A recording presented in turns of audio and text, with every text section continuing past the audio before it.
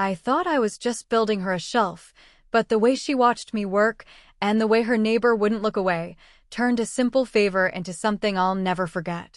When she first called me over, I didn't expect it to mean much. Just another neighbor needing a hand, another small fix that would take an hour at most. She had mentioned the problem in passing before, how she'd been meaning to put up a shelf in her living room but never got around to it. The words had sounded casual, but there was something in her tone that stuck with me. Not desperation, exactly, more like quiet relief that someone had finally offered to step in.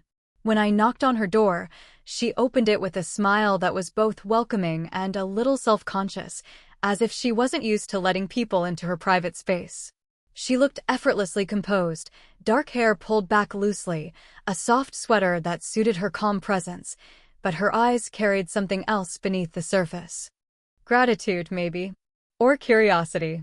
"Thank you for coming," she said, voice steady but warm. Her hand rested lightly on the edge of the door, the kind of gesture that felt open without being too forward. "I hope I'm not bothering you with this." "It's no bother at all," I answered, lifting the small toolbox I'd brought. "Honestly, I'm glad you called. These shelves can be tricky if you don't have the right tools." She stepped aside, inviting me in. The air inside her apartment carried the faint, comforting smell of freshly brewed coffee.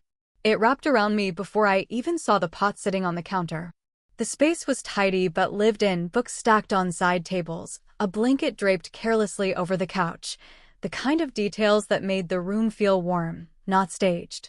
She led me toward the wall where the shelf was meant to go, her footsteps soft against the old wooden floor. "I've been staring at this empty space for months," she admitted, brushing her fingers against the bare stretch of wall. "Every time I think about fixing it, I talk myself out of it." She gave a little laugh, gentle, self-deprecating. "Guess I needed an excuse." I set the toolbox down, the metal latches clicking open. "Well," I said, glancing at her, "then I'll make sure it's worth the wait." Her eyes met mine for a moment longer than necessary, and though she quickly looked away, that small pause lingered. She crouched beside me to hand me the screws and brackets she had bought, and when our hands touched just lightly, it was enough to pull my attention to her in a way that surprised me. Her fingers were warm against my palm, steady, and yet I could sense the smallest hesitation in the way she let go. "Sorry," she murmured softly, almost to herself, as though the brush of skin was something she hadn't meant to notice either. The moment passed, but it stayed with me. As I began arranging the tools, she lingered nearby, watching closely, not hovering, but present. Every movement, every small exchange already carried a kind of weight that I couldn't quite name. What should have been a simple job suddenly felt like the beginning of something else.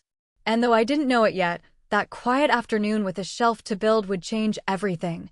The shelf itself was simple enough, 2 sturdy brackets, a smooth piece of wood she had chosen with care, the kind of design that was more about function than showing off. But the way we approached the wall together made the process feel anything but ordinary. She stood beside me as I stretched the measuring tape across the bare plaster. The steel strip hummed faintly as it snapped into place, the cold metal pressing into my fingers. "Here," she said, reaching out to steady the other end. Her hand brushed mine in the process, the lightest slip of skin against skin, but her touch anchored the tape firmly to the wall. For a second, it was almost comical, 2 people hovering over an empty wall as though it were something sacred.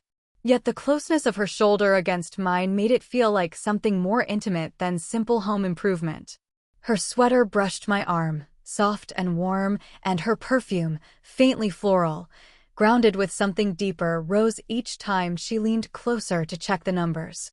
"About 32 inches, I murmured, my voice sounding steadier than I felt. She tilted her head, studying the space as though the details mattered far beyond wood and screws. "Do you think it's too high?" Her tone carried genuine curiosity, but there was a vulnerability beneath it too, like she wasn't just asking about a shelf, but about trusting someone else's judgment in her home. "Not at all," I said, glancing sideways at her. "It'll line up perfectly with the window frame. Balanced. Clean." Her lips curved into a small smile, one that softened her whole face. "You really notice those things, don't you?" I shrugged lightly, shifting the tape to double-check the level. It's part of the job. Details matter. But the truth was, it wasn't just the wall I was noticing. It was the way the light from the window fell across her cheekbone, catching the faintest shimmer of her skin. It was how her voice lowered just slightly when she spoke close to me, as though the conversation belonged to no one else but the two of us. She leaned in, pointing to a pencil mark I had made. "Here," she asked, and as she did, her hair slipped forward, brushing against my arm. I felt the soft tickle of it and froze for half a second, not wanting to draw attention to the way such a small thing could set my pulse racing. "Yeah," I said quietly, clearing my throat. "That's exactly it." We worked in silence for a few minutes, though it wasn't an empty kind of quiet. It was filled with the sound of our breathing, the faint creak of the floor when she shifted her weight, the distant bubbling of the coffee pot she had left on the counter. At one point, as I reached up to mark the second spot, she instinctively steadied the tape again, but this time, her hand lingered over mine. Just for a second. Just enough for me to feel her warmth travel through my skin like a current. She withdrew gently, as if unsure whether she had let it rest too long. I forced myself to focus on the wall, but inside, the weight of that touch stayed with me. A shelf was supposed to be a simple thing to measure, simple to build. Yet standing there with her, it felt like every inch of space we marked carried something unspoken. Something neither of us had quite found the words for yet. The drill hummed low in my hands, vibrating against my palms as the bit pressed into the plaster. Dust sprinkled down in a fine mist, catching the sunlight that streamed through the window. I was focused, at least I tried to be, but I could feel her standing close behind me, watching each movement as though it mattered. Then, just as the noise cut off, another sound stirred from the doorway, a light knock, almost playful. "Everything all right in here?" a woman's voice called, smooth and confident. I glanced back, and there she was, the neighbor.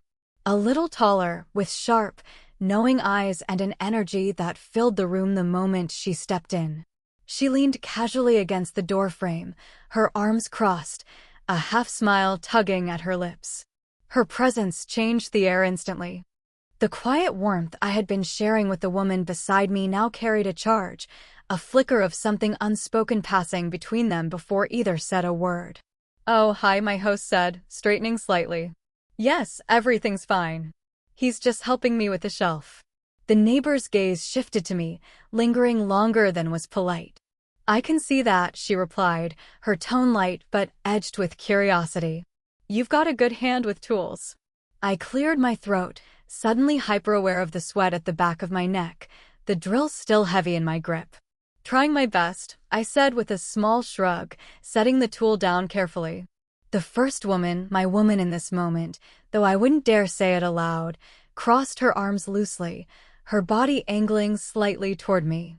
Not defensive, exactly, but it was clear she wasn't entirely comfortable with this new audience. "You don't usually come by during the day," she said to her neighbor, her voice calm but measured. The neighbor just laughed softly, stepping inside a little farther. "I heard the noise. Thought maybe we're knocking down a wall or something. Didn't expect to find this." Her eyes flicked to me again, sharp with amusement. I felt caught in the middle of something unscripted, the weight of two gazes pressing against me in very different ways. One soft and tentative, filled with gratitude and warmth. The other bold, teasing, as though daring me to acknowledge her attention.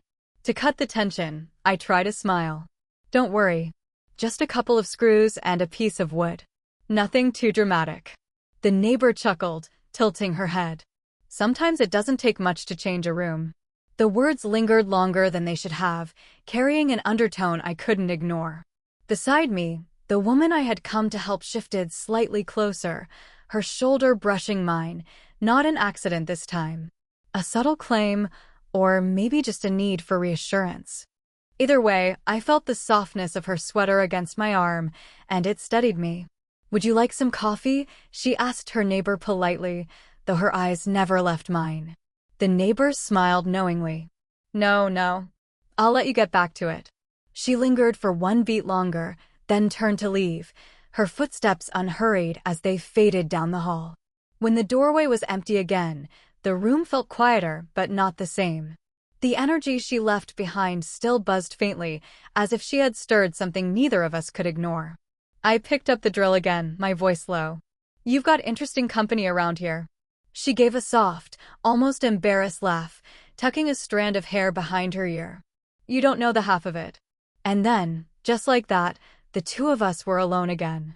But the way her body lingered close, the way her hand brushed the edge of the shelf as if grounding herself, it was clear that interruption had changed something. I thought once the neighbor left, the room would return to its easy calm, the quiet rhythm of drilling, measuring, adjusting.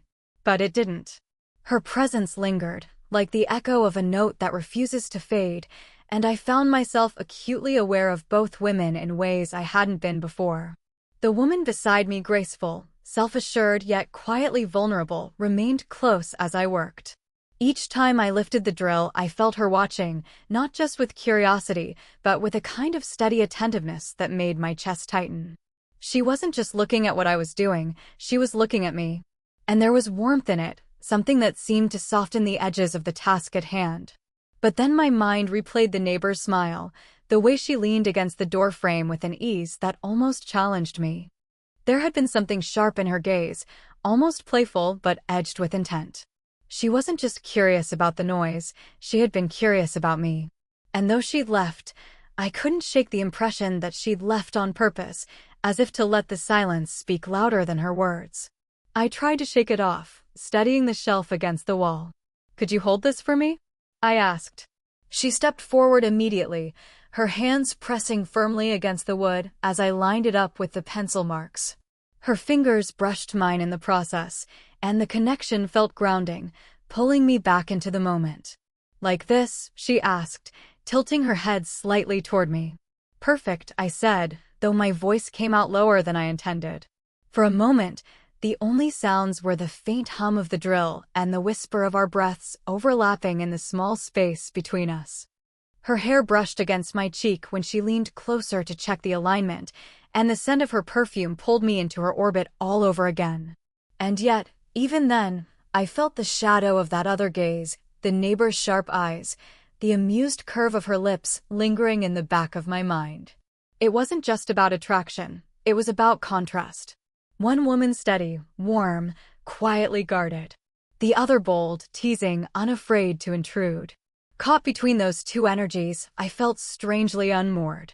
A part of me wanted to lean fully into the warmth beside me, the softness that felt so natural and unspoken.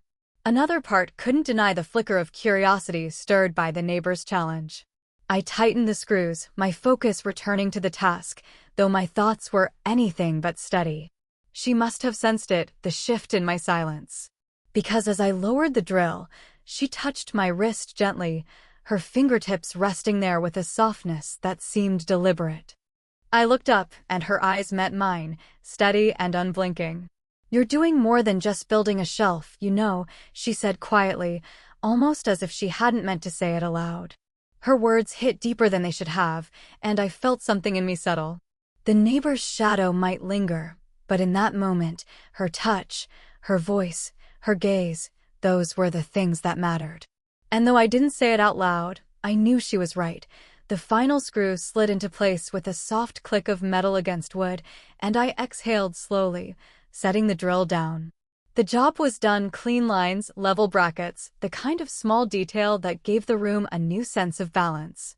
I stepped back, brushing the dust from my palms, and for a moment, I just looked at it.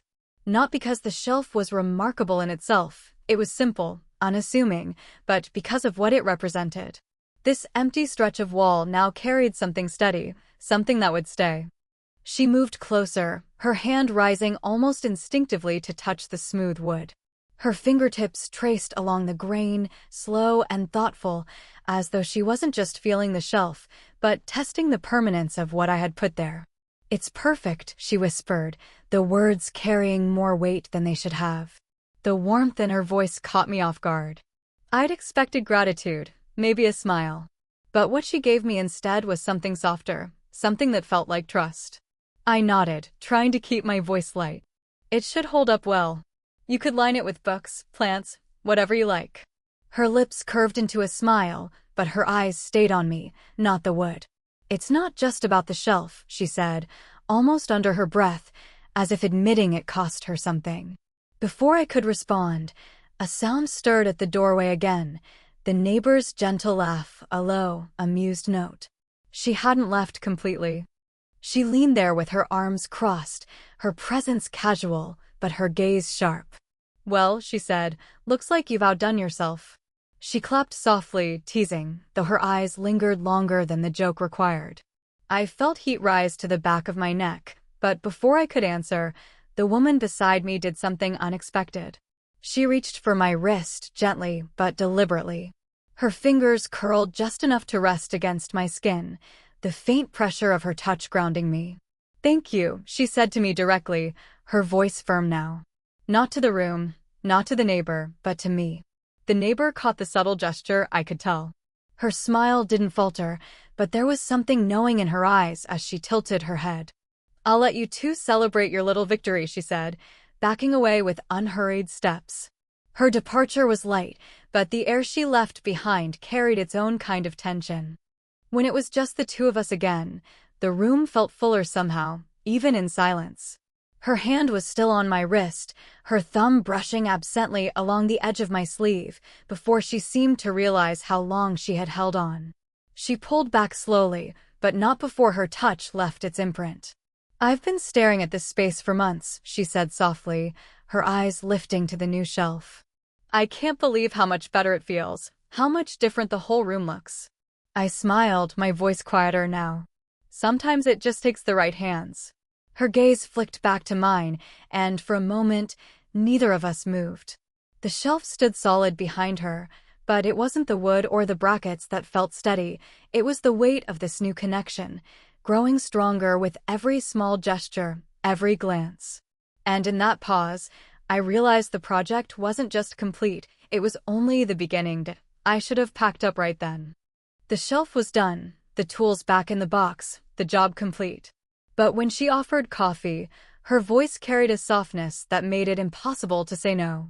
"Stay a little longer," she said gently, almost hesitantly, as though she wasn't sure she was allowed to ask. And so I did. The kitchen smelled of roasted beans and faint vanilla, a comforting mix that wrapped around me as I sat at her small wooden table. She poured with careful hands, the dark liquid steaming into 2 mugs. The light from the window caught the curve of her cheek, softening her features, and for a moment I forgot the shelf entirely.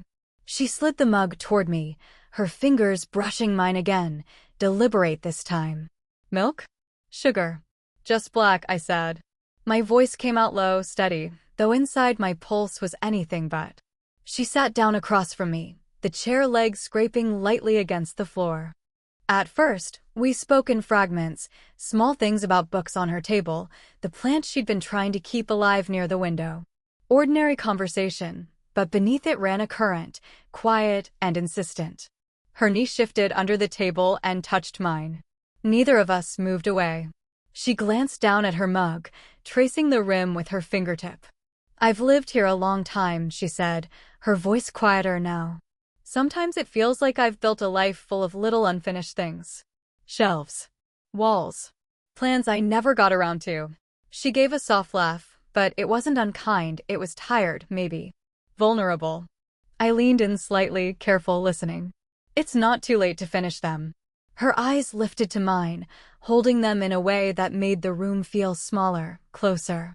"Maybe," she said, and then she smiled faintly, almost to herself. "It's easier when you're not alone." The words landed heavier than she intended, I think. She cleared her throat, brushing her hair back, as if to smooth over the honesty she had let slip. But I didn't want to smooth it over. I wanted to stay with it.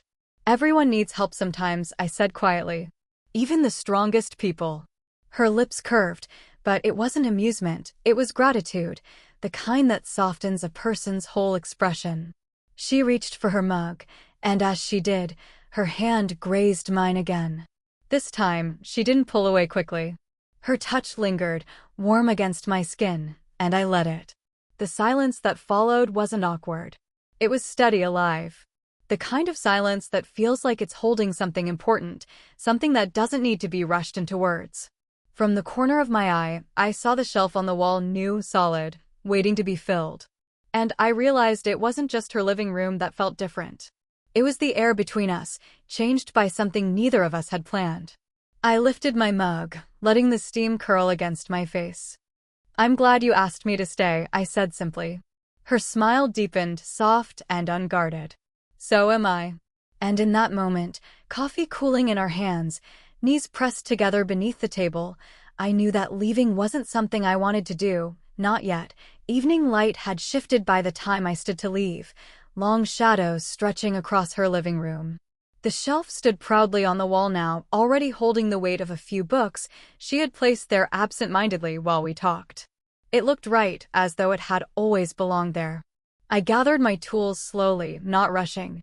She lingered near the door, hands folded loosely in front of her, watching me with an expression that was part gratitude, part something softer, something she hadn't quite decided whether to show me. When I snapped the toolbox shut, the sound echoed in the quiet room. "Well," I said, adjusting the handle, "that should hold up for years." Her lips curved in a smile, but her eyes didn't leave mine. "It feels different in here now. Lighter somehow." "Thank you." I nodded, though her words settled deeper than I expected.